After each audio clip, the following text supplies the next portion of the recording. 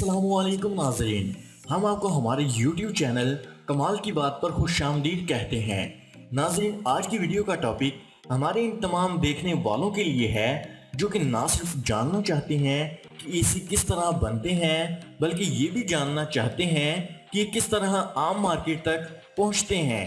दोस्तों, आज की वीडियो बहुत ही नॉलेजेबल और इंटरेस्टिंग होने वाली है, इसे एंड तक जरूर देखिएगा।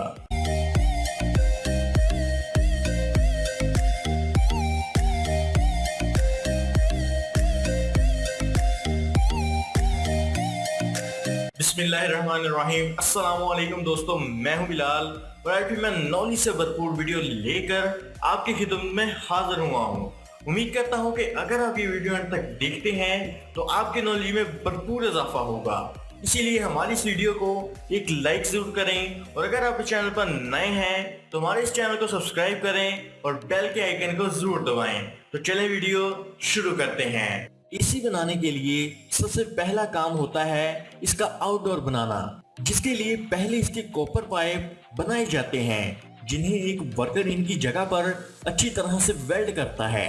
इसके बाद हीट वाले कॉपर पाइप तैयार किए जाते हैं जिन्हें एक मशीन बहुत ही आराम से फोल्ड कर काटती जाती है,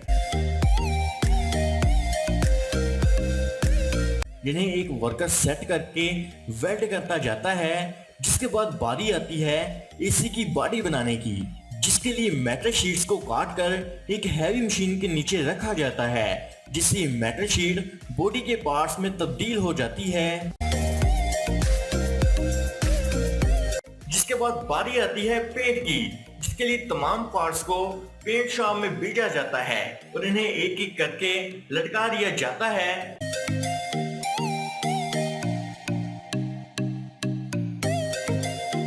फिर इन पर रोबोट पेंट करते हैं और एक वर्कर चेक करके पार्ट्स गुजारता है ताकि कोई भी हिस्सा बगैर पेंट के ना रहे।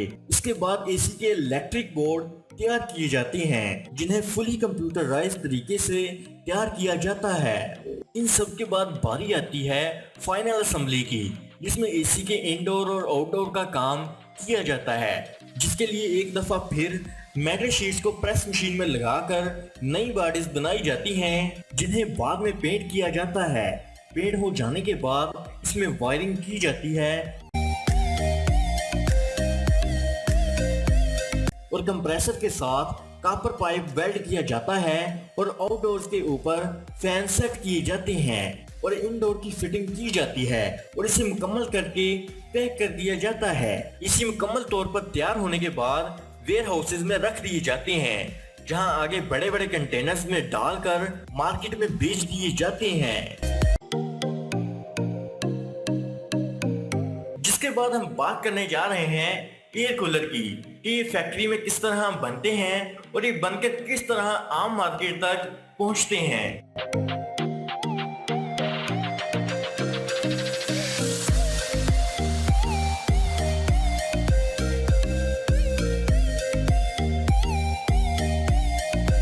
बनाने के लिए सबसे पहले मेटल शीट्स को एक साइज में काटा जाता है और इसकी साइडें फोल्डिंग की जाती हैं और इनके ऊपर मशीन की मदद से कट्स लगाए जाते हैं जो कि कूलर की जाली का काम देते हैं और इन पर छोटे छोटे होल कर लिए जाते हैं, जिससे कूलर और भी ज्यादा ठंडी हवा देता है।